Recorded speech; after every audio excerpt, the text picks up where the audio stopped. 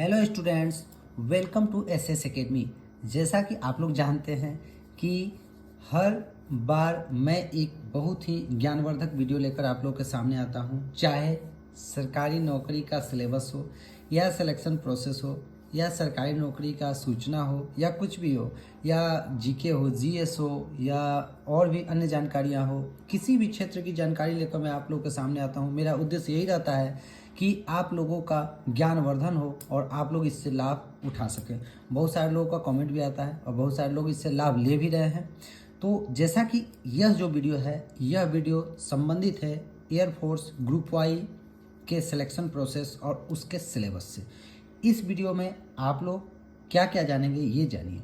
इस वीडियो में आप जानेंगे कि एयरफोर्स ग्रुप वाई के लिए योग्यता कितनी होनी चाहिए, इसके सिलेक्शन के लिए कौन कौन से चरण से आपको गुजरना होगा, लिखित परीक्षा में कौन कौन से सब्जेक्ट आएंगे, लिखित परीक्षा ऑनलाइन है कि ऑफलाइन है, उसका समय कितना है, क्या उसमें ऋणात्मक अंकन है कि नहीं है, शारीरिक योग्यता परीक्षा के लिए यानी कि फिजिकल टेस्ट के लिए आप लोगों को कौन कौन से एग्ज़ाम देने होंगे, यानी दौड़ कितना देना होगा, कितना समय में पूरा करना होगा, कितना उठक बैठक करना होगा, इन सब के बारे में हम लोग आज चर्चा करेंगे। तो आइए शुरू करते हैं इस वीडियो को। वीडियो में बहुत सारी जानकारी छिपी हुई है, इसलिए आप लोग वीडियो में अंत तक बने रहिएगा और इसका पूरा तरह से लाभ उठाइएगा। तो आइए, यह जो वीडियो है वह है एयरफोर्स ग्रुप वाई सिलेबस का। Air force group Y full syllabus और सिलेक्शन प्रोसीड्योर से संबंधित है।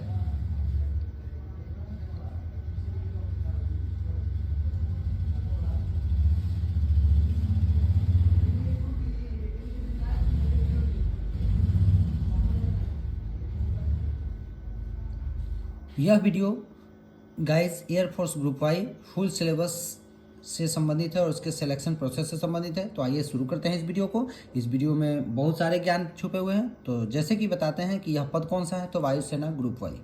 ग्रुप वाई का पद है। ग्रुप एक्स का वीडियो हमने पहले ही डाल चुके हैं, उसका लिंक हम डिस्क्रिप्शन में दे देंगे। आप लोग ग्रुप एक्स का जो भी सिलेक्शन प्रोसेस और सिलेबस है उसको डिस्क्रिप्शन में जाकर उस लिंक पर क्लिक करके आप लोग ग्रुप एक्स का भी वीडियो देख सकते हैं। तो पद है वायुसेना ग्रुप वाई से। इसकी योग्यता कितनी होती है, तो 10+2 यानी कि इंटर या उसके समकक्ष, इंटर या उसके समकक्ष होनी चाहिए। आपको पीसीएम विथ 50% होने चाहिए। पीसीएम का अर्थ क्या है, फिजिक्स, केमिस्ट्री और मैथ 50% तक का होना चाहिए। ठीक है, आगे बात करते हैं कि चयन के लिए आपको किन किन सिलेक्शन प्रोसेस से गुजरना पड़ेगा। तो चयन के लिए आपको पहला होता है लिखित परीक्षा, दूसरा शारीरिक दक्षता परीक्षा यानी फिजिकल टेस्ट, उसके बाद तीसरा है मेडिकल टेस्ट। तो पहला बात करेंगे हम लोग लिखित परीक्षा के बारे में कि लिखित परीक्षा में क्या क्या हो सकता है, क्योंकि यही मेन गेट है आपका। मेन प्रोसेस का जो पहला चरण है वो लिखित परीक्षा। यह बेहद महत्वपूर्ण होता है, क्योंकि यही जब आप क्वालिफाई करेंगे तभी आपको शारीरिक और चिकित्सा परीक्षण के लिए बुलाया जाएगा, और यही जो है आपके मेरिट का आधार होता है और इसी पे आपका सिलेक्शन का मेरिट लिस्ट भी बनता है। तो इसलिए लिखित परीक्षा बहुत ही महत्वपूर्ण है। लिखित परीक्षा देखिए होता कैसे है, तो एयरफोर्स ग्रुप वाई का लिखित परीक्षा जो होता है वो ऑनलाइन होता है, यानी कंप्यूटर पे होता है, कंप्यूटर बेस्ड होता है, सीबीटी, यानी कि ये जो है ऑनलाइन टेस्ट है। कुल प्रश्न होते हैं 50, कुल प्रश्न है 50 और कुल अंक होते हैं 50, यानी कि एक प्रश्न एक अंक का होता है। समय रहता है 45 मिनट्स यानी 45 मिनट, जो कि बहुत है। 45 मिनट कम नहीं होता है, बहुत समय होता है 45 मिनट। अब कहने का अर्थ है कि कुल प्रश्न 50 रहेंगे, कुल अंक 50 और समय रहेगा 45 मिनट का। विषय कौन सा होगा ये समझिए। पहला अंग्रेजी, अंग्रेजी से संबंधित है 20 प्रश्न। 20 क्वेश्चंस आपको इंग्लिश से करने होते हैं और अंक इसका होता है 20, जैसा कि पहले ही बताया है कि एक प्रश्न एक अंक का होता है। तो अंग्रेजी जो है, अंग्रेजी से 20 प्रश्न और 20 अंक के होते हैं। इसमें देखिए आखिर इंग्लिश किस टाइप का होता है, किस टाइप का इंग्लिश आपको पढ़ना चाहिए जिससे आपको एयरफोर्स के एग्ज़ाम में आसानी से सफलता मिल सके। तो इसके लिए जो है पहला है इंग्लिश ग्रामर। इंग्लिश ग्रामर पे आपको फोकस करना है। तो इंग्लिश ग्रामर में क्या क्या आपको पढ़ना चाहिए, तो इंग्लिश ग्रामर में आपको पहले तो नरेशन पढ़ना चाहिए, टेंस का अच्छा ज्ञान होना चाहिए, टाइम टेंस का ज्ञान रखिए, नरेशन रखिए, वॉइस रखिए, रिमूव टू रखिए। उसके बाद आपको प्रीपोजिशन, प्रीपोजिशन आजकल आजकल एक मेन ट्रेंडिंग टॉपिक है जो कि एग्ज़ाम में बहुत अधिक पूछा जा रहा है। तो आपको प्रीपोजिशन पे भी बहुत अच्छी तरह से पकड़ होनी चाहिए, जिससे क्या होगा कि आप ग्रामेटिकल एरर या इंग्लिश ग्रामर से संबंधित जितने भी क्वेश्चंस होंगे उसको बिल्कुल कॉन्फिडेंस के साथ हल कर पाएंगे, जिसमें आपको फुल नंबर मिलेगा। उसके बाद आपको सिनोनिम्स याद होना चाहिए। सिनोनिम्स का अर्थ है सिनोनिम्स और एंटोनिम्स। सिनोनिम्स एंटोनिम्स का अर्थ क्या है भाई? सिनोनिम्स होता है कि मिलता जुलता वर्ड, मिलता जुलता शब्द। नहीं, जैसे मान लीजिए कि किसी चीज़ को यदि जैसे हम लोग क्या बोलते हैं, जैसे वाइल्ड बोले तो वाइल्ड में से जैसे जंगल हो गया, तो फिर मतलब ये है कि उसी जगह पे आप उसका उपयोग कर सकते हैं। किसका? तो फॉरेस्ट का भी उपयोग कर सकते हो, वो भी जंगल ही होता है। तो कहने का अर्थ है ना कि ये जो है ना, कहने का अर्थ है कि ये सिनोनिम्स मिलता जुलता शब्द और एंटोनिम्स विपरीत शब्द। मतलब जैसे व्हाइट हो गया तो व्हाइट का ब्लैक हो गया, यानी काला उजला, ऐसे समथिंग। तो एंटोनिम्स एनोनिम्स को याद करना है। तो यह जो सेनोनिम्स एंटोनिम्स है, इसको याद करने का तरीका आपके पास ये होना चाहिए कि सेनोनिम्स एंटोनिम्स में आपको सेनोनिम्स एंटोनिम्स स्पेशली मत याद कीजिए, आप लोग वोकैबुलरी पर ज़्यादा जोर दीजिए, यानी शब्दकोश पर ज़्यादा से ज़्यादा मीनिंग को रटिए। मीनिंग को रटने से क्या होगा कि सिनोनिम्स एंटोनिम्स आसानी से आपका टेकअप हो जाएगा। और यह जो सिनोनिम्स एंटोनिम्स होगा, ये जो इंग्लिश ग्रामर होगा, ये सिर्फ आपको ग्रुप वाई में ही काम नहीं आएगा। इसकी अच्छी तरह से तैयारी कीजिएगा तो आपको आगे भी बहुत सारे एग्जाम्स में, नेवी में भी, उसके बाद आपको एसएससी में, ये सब में आपको काम आने वाले हैं। बैंकिंग में भी, सब में काम आएंगे। आगे बात करते हैं one word substitution. One word substitution जो है वो याद करने जरूरी है। वन वर्ड सब्स्टिट्यूशन यानी कि अनेक, एक पूरे वाक्य के लिए एक शब्द में बताना, ठीक है। तो इसको जैसे है कि वन वर्ड सब्स्टिट्यूशन जो है उसको याद करने की चीज़ है, उसको याद करना चाहिए।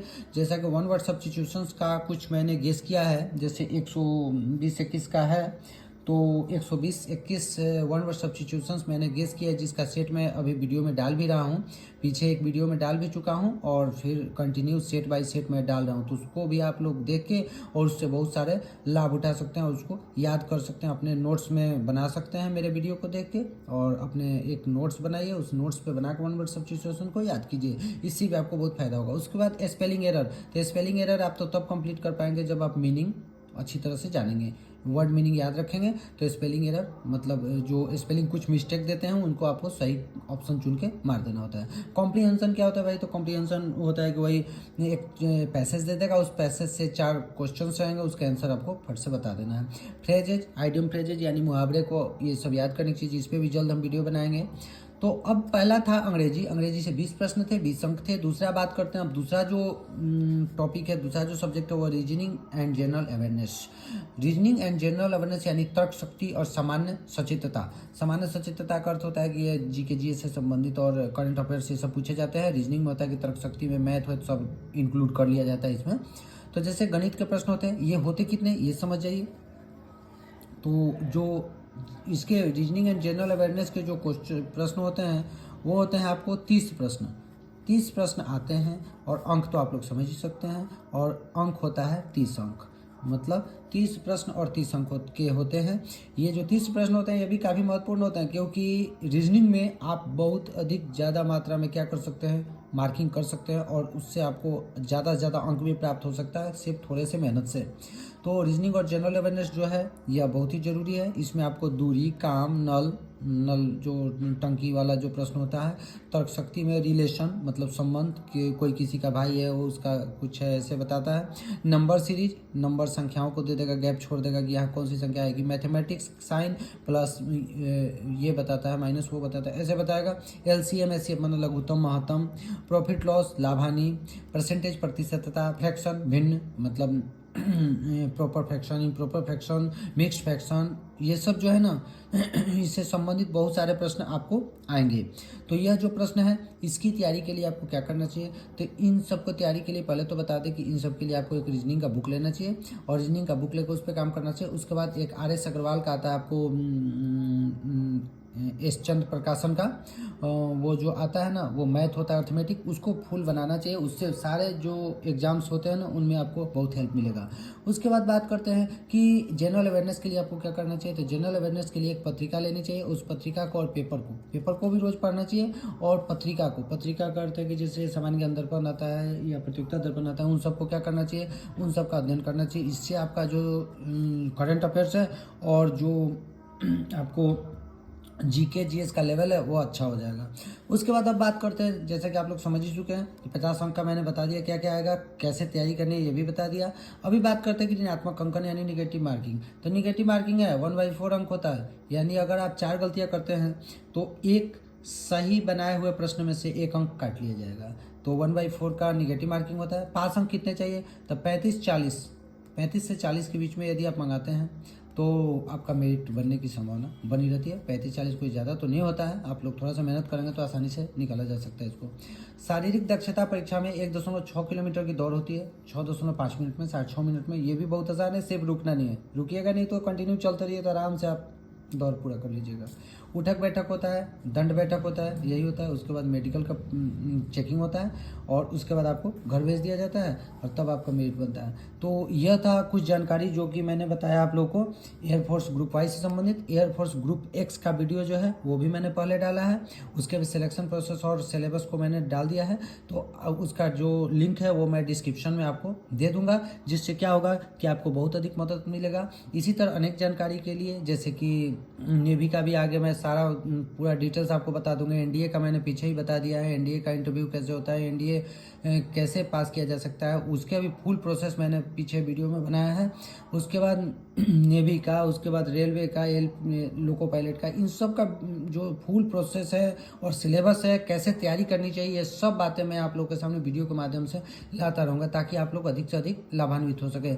इस तरह इन सभी जानकारियों के लिए मेरे चैनल को सब्सक्राइब कीजिए, लाइक कीजिए, शेयर कीजिए, कमेंट कीजिए, अधिक से अधिक अपना प्यार और स्नेह बनाए रखिए। तब तक के लिए धन्यवाद। Thank you.